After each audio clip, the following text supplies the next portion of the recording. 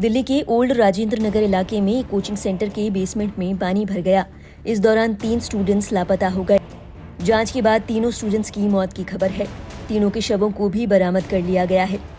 जानकारी के मुताबिक ये हादसा यूपीएससी की तैयारी करवाने वाले कोचिंग सेंटर में हुआ। यहाँ बेसमेंट में पानी भर जाने की वजह से 3 यूपीएससी स्टूडेंट्स की मौत हो गई। बताया गया कि स्टूडेंट्स कोचिंग क्लास ले रहे थे। इस दौरान नीचे 3 स्टूडेंट्स आए। यहाँ पानी भर जाने की वजह से 3 स्टूडेंट्स लापता हो गए। लापता स्टूडेंट्स में से पहले 2 छात्राओं के शवों को बरामद किया गया। इसके बाद काफी देर तलाशने के बाद तीसरे छात्र का शव भी बरामद किया गया है। घटना की जानकारी मिलने के बाद मौके पर फायर विभाग और एनडीआरएफ की टीमें पहुंची। एनडीआरएफ की 5 टीमें यहां राहत बचाव कार्य में जुटी थीं। डीसीपी सेंट्रल एम हर्षवर्धन ने मामले की जानकारी दी। उन्होंने बताया कि एनडीआरएफ ने अब तक 3 शव बरामद किए हैं। इन्हें आगे की कानूनी कार्रवाई के लिए भेज दिया गया है। सर्च का एक अंतिम दौर ऑपरेशन लंबित है। उन्होंने कहा कि ऑपरेशन निष्कर्ष की ओर बढ़ रहा है। तीनों शवों के अलावा 13 से 14 अन्य लोगों को भी बचाया गया, जो कि ठीक है।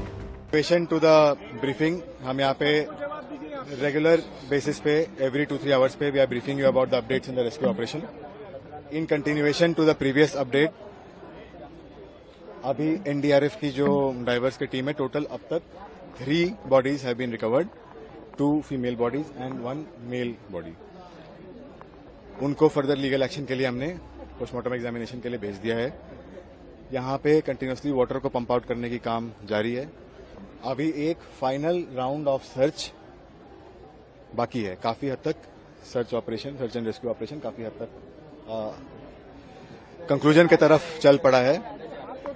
और जो लास्ट एक मैनुअल सर्च एक होना है, एक लास्ट राउंड सर्च होना है, वो अभी कुछ देर में शुरू होगा जब थोड़ा और पानी पंप आउट हो जाएगा। यानी पानी पूरा निकल रहा नीचे से। उसके बाद जो कुछ स्टूडेंट्स यहाँ पे फंसे हुए थे उनको हमने रेस्क्यू भी किया है। 3 students have been sent to hospital, they are fine. उनको मेडिकल एग्जामिनेशन के लिए हॉस्पिटल भेजा है। और जो बाकी जो कुछ यहाँ पे काम करने वाले टीचर वगैरह टाइप के थे, जिनको भी रेस्क्यू किया गया था, उनको भी हमने मेडिकल एग्जामिनेशन के लिए भेजा है। सर, अभी बेसिकली टोटल कितने लोग को रेस्क्यू किया आपने जो अंदर फंसे हुए थे? देखिए, अभी जैसे मैंने बताया 3 तो हमने डेड बॉडीज रिकवर किए हैं। उसके अलावा करीब हमारे 13 to 14 लोग, अब एग्जैक्ट डिटेल्स आर देयर, मतलब जिनको हमने लाइव रेस्क्यू किया, they are fine, they have been sent to hospital for treatment. And during this entire rescue process जो है, हमारे एक फायर पर्सनल का भी थोड़ा सा हेल्थ खराब हुआ था, तो उनको भी हमने हॉस्पिटल भेजा है, वो जो फायर डिपार्टमेंट का पर्सनल था। तो ये एक चीज अभी जैसे मैंने बताया, एक लास्ट राउंड ऑफ सर्च बाकी है। Otherwise search and rescue operation is coming to drawing to a conclusion. पानी का स्टेटस बताइए, कितना पानी निकल चुका? क्योंकि अभी अपना पूरा पैकअप लग रहा है। नहीं, अभी पंप चल रहे हैं। There is still some water in that and that is why थोड़ा पानी है। इनिशियल जो डेथ का क्या लग रहा है?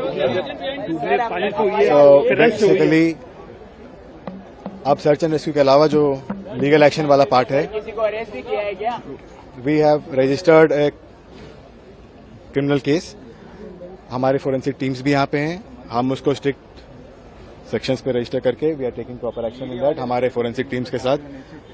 और उसके बाद जो हमें फर्दर इन्वेस्टिगेशन के लिए यहाँ से जो चीज फोरेंसिक एग्जामिनेशन करके जो चीज करना है, वो सारे चीज हम कर रहे हैं।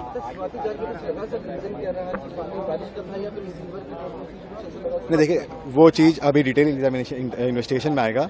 बट जो हमें यहाँ पे इन्वेस्टिगेशन के लिए जो भी मटेरियल फोरेंसिक चीजें कलेक्ट करनी है, वो प्रोसेस भी हम कर रहे हैं। जैसे हम केस रजिस्टर करके इसमें वो सारे प्रोसेस भी हम कर रहे हैं। And we are committed to the fact that we should have a proper investigation. हम सब भी इसी तरह के जगह से और इसी तरह के दौर से गुजरे हैं, और इस तरह का इंसिडेंट होना सबके लिए बहुत दुखदायक है। We are committed to it कि हम एक स्ट्रांग केस बनाकर इन्वेस्टिगेशन करके उसका प्रॉपर, और उसमें we'll find out the truth. जैसे मैंने बताया, उसके लिए हमने केस रजिस्टर करके जो फोरेंसिक इन्वेस्टिगेशन कलेक्ट करना है वो भी करके, और कुछ लोगों को डिटेन करके जो पूछताछ करना है वो प्रोसेस भी हमने शुरू कर दिया है। We found 3 bodies in the basement library and as I told you, बाकी लोगों को हमने अलग अलग बिल्डिंग के अलग पार्ट से रेस्क्यू किया है। They are fine, they have been sent for medical examination. तो बेसिकली बेसमेंट से तो लोग निकल गए थे, जो बच्चे जो ट्रैप थे उनको रेस्क्यू किया गया है।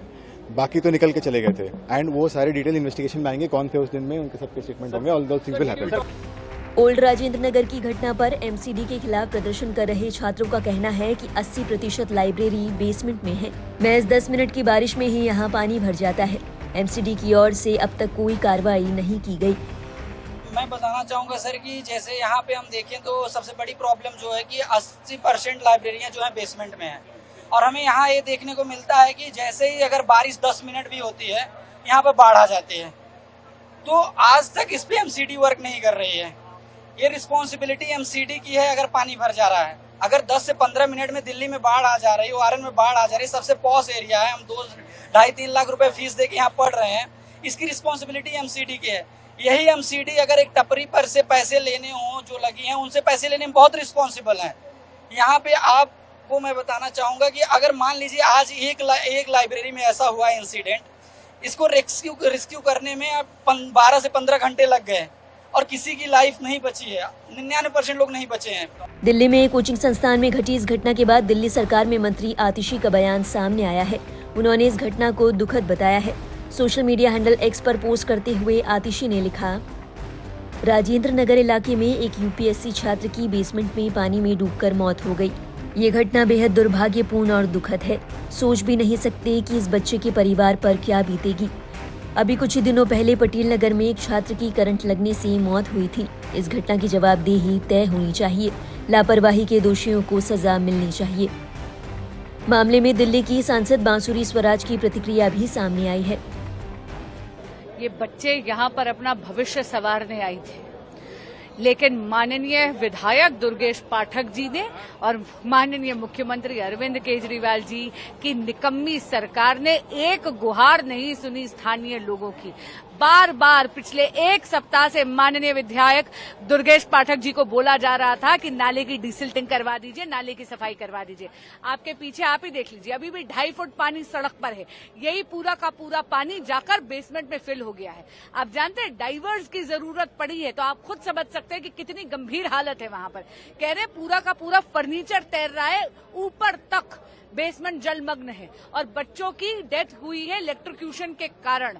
इस मृत्यु के पूरी तरह जिम्मेदार माननीय मुख्यमंत्री अरविंद केजरीवाल जी और माननीय विधायक दुर्गेश पाठक जी हैं। इस घटना पर विधायक दुर्गेश पाठक ने भी प्रतिक्रिया दी। देखिए, ये लो लाइन एरिया है और यहाँ पे पूरा पानी बाहर निकलता है इस लैंड से। यहाँ पे सडनली एक पॉइंट पे ड्रेन या सीवर कुछ तो फ्लैश टूटा है, जिसके कारण पानी सडनली बेसमेंट में गया है और उससे वहाँ पे बच्चे बेसमेंट में थे, जिसके कारण उनको काफी दिक्कत आ रही है। तो अभी तो पुलिस ने हमें कोई आधिकारिक सूचना नहीं दी है, लेकिन सारी टीम लगी हुई है और आशा करते हैं जल्द से जल्द सारी चीजें ठीक हो।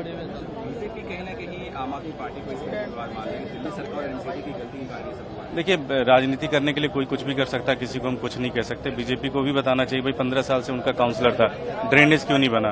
1 साल में तो सारे ड्रेनेज नहीं बन सकते दिल्ली के, लेकिन फिर भी राजनीति करने की कोई जरूरत नहीं है। मेन चीज है कि सबसे इम्पोर्टेंट है राजनीति ना हो। अभी जो सबसे महत्वपूर्ण है कि जो भी है उसके बच्चे जल्दी से सेव हों।